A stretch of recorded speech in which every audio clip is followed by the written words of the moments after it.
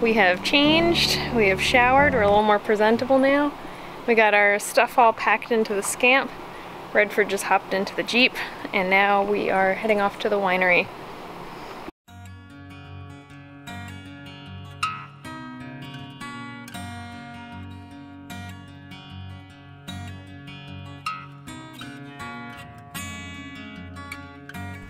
The summer of 2020 was our first full season with the Scamp, so we really had some big plans going into this year, but just like everybody else, this year did not turn out the way that we expected. We didn't get to use the Scamp nearly as much as we wanted to, but we decided to sign up for Harvest Hosts and give it a try.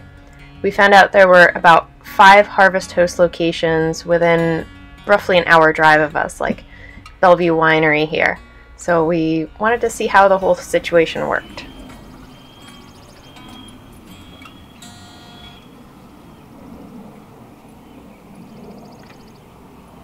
Come on, Red. Come on.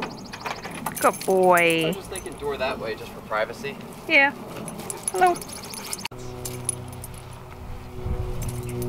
Yeah, it's pretty good. Yeah. I thought it might be crowded. Yeah. Only one other RV so far. I think we're okay. I think we have plenty of space. I think so.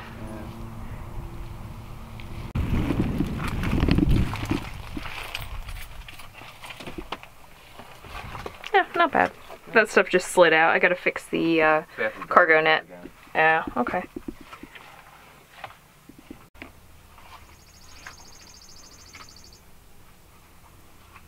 This was definitely a test for our Scamp. It was the first time that we were using it during the heat of the summer.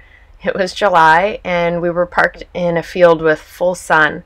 Our Scamp doesn't have air conditioning, but even if it did, we wouldn't be able to run it because this is a dry camping situation.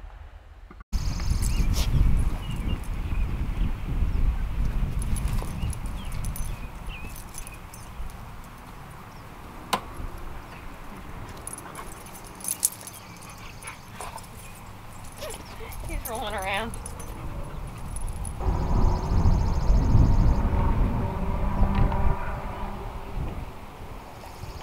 There was a little bit of a breeze because we were in such an open area, so it really wasn't too bad.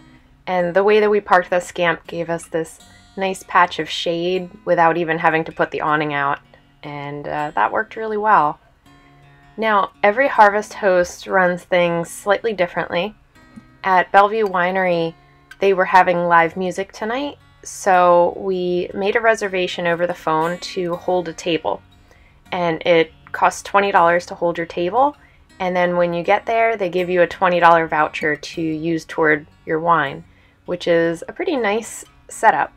So we walked across the field from where we had parked the Scamp, and they have you wear a mask when you're walking around, but when you get to your table, everything is really spaced out so you can take off your mask. They ask one person in your party to go into the tasting room and get the wine that you'd like to try and then bring that back to the table. We decided to try their New Jersey gold medal winner and were really pleasantly surprised. We're not big wine people, but they were pretty good. Our favorite thing about Bellview Winery is how dog friendly they are. When we called on the phone to find out about how they do Harvest Hosts, we asked if we could bring Redford, and their answer was that they are extremely dog friendly. And sure enough, there were dogs at a bunch of other tables, and everybody was saying hi to the dogs, so it was a very enjoyable experience for Redford. He loves when he gets to be included in the things that we do.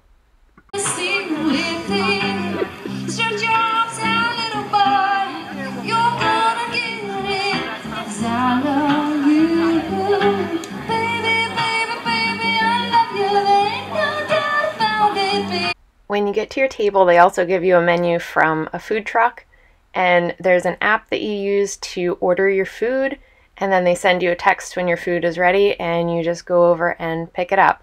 So pretty clever the way that they were running everything and keeping everybody safe.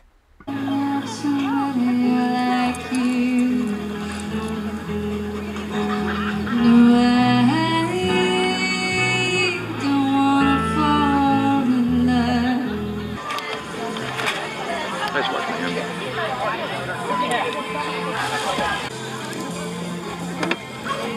Hey. No, got your attention?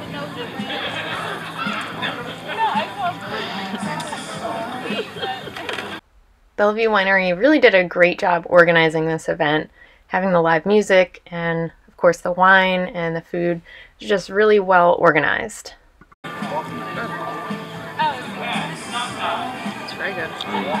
It was our first almost normal date night of the year, and we were really, really enjoying it.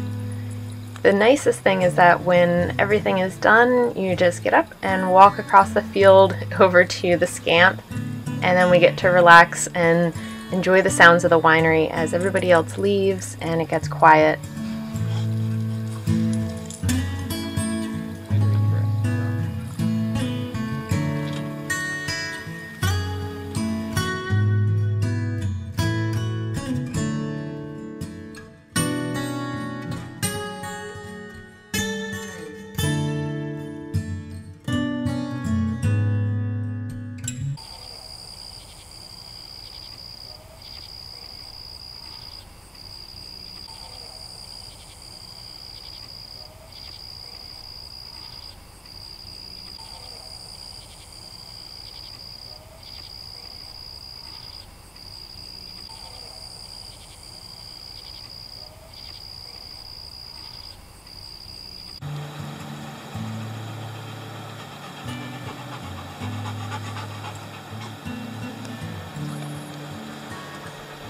It is also really a treat to wake up in our camper right next to the vineyard and to be able to go out when it's still so quiet and walk around and see the dew on all of the grape leaves.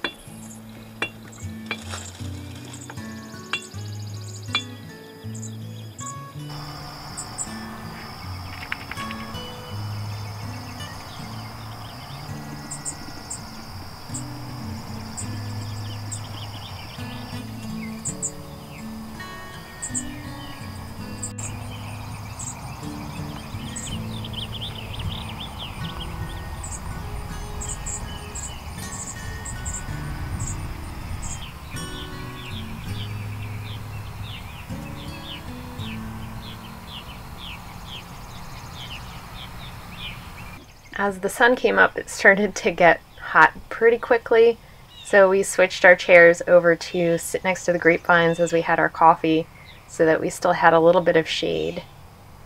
So first experience with Harvest Host was pretty good. I feel like this is going to be kind of hard to top because we're the only ones here, and when we got here yesterday there was live music and they give you a voucher to save a table for you, so that was really neat. And they're very, very dog friendly. There were a ton of dogs there, so pretty good first experience. And I think it was good testing the Scamp. It's really hot. It's like, yeah, what is it? 85. 85 right now.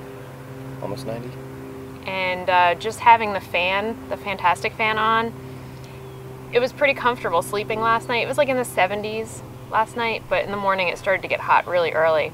But it was okay. It wasn't too bad. As long as we have a little bit of shade over by the vines, it's pretty good. And Red is over there sleeping in the shade.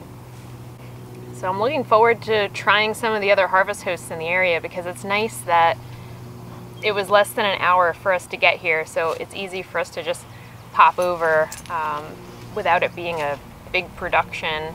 And they do festivals here. So there's some pictures on Harvest Hosts when they do festivals, and there's RVs all lined up through here, and then you can go into the wine festival. So that would probably be fun in the fall when it's a little cooler. There was a food truck as well, which was great. Get some food and bought some sangria to go and wine. Yeah, with everything all together, it was just a very nice experience and so different from staying in a campground. You know, being out in a giant field kind of by yourself instead of having another RV parked right next to you, plus the built-in entertainment. It's really good experience. And the price of staying here is pretty much just the cost of just going out to eat at a restaurant. Really not much of a difference. We figured if we use Harvest Host 2 times, within the year, it's really worth it, because for us to go camping in this area at this time of year, like high season, would be very expensive, $60, $70, $80 a night. So really, if we use it twice, Yeah. worth it. Just with the Scamp, it's just cool. Last night I just wanted to test it and took a shower, no problem. Water tanks, pumps worked, everything was nice. So it was the first time that we were driving with the freshwater tank full and with the new hitch, and Yeah. it felt pretty good. Much more stable. I think next time we'll bring the solar and try that out. But even just with the one deep cycle battery, that was no problem. We had the fan on all night. Water was pump's fine. going. It was fine. Yeah, but we would be getting really good solar right now Yeah. if we had the panel out. We would top it off. We would be fine. Oh, it's a there's gopher. a gopher. Probably the first time you've seen a Come gopher. here, Red.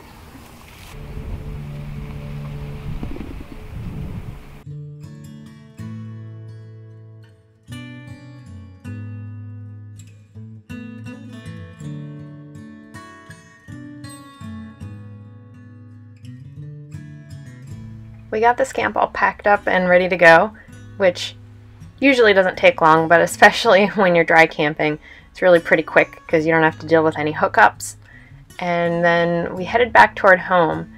And this could be where the video ends, but the reality of owning a camper is a little bit different. You don't just go home and everything's done. When you get the camper back home, there's a little bit of work that still has to be done, especially after a trip like this when we were dry camping.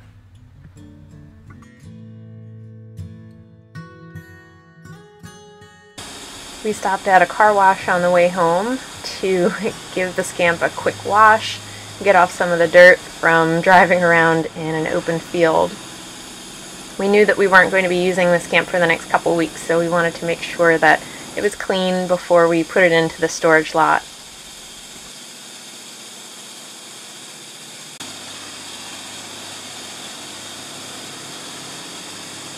After the Scamp was clean, the last big thing we needed to do was empty the tanks. And since we live in a tiny house, we have a little bit of an advantage having a dump station right next to our house.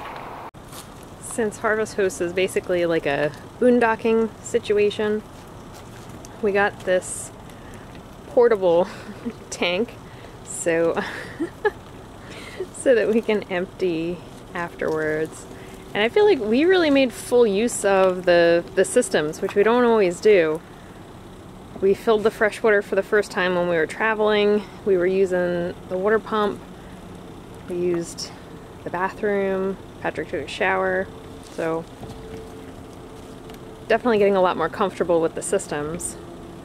We probably could have looked for like a free dump station on the way home, but the nice thing about living in the tiny house and basically an RV park is that we have our own sewer hookup right behind the house. So it's pretty easy to use the tank and then just empty it out right here.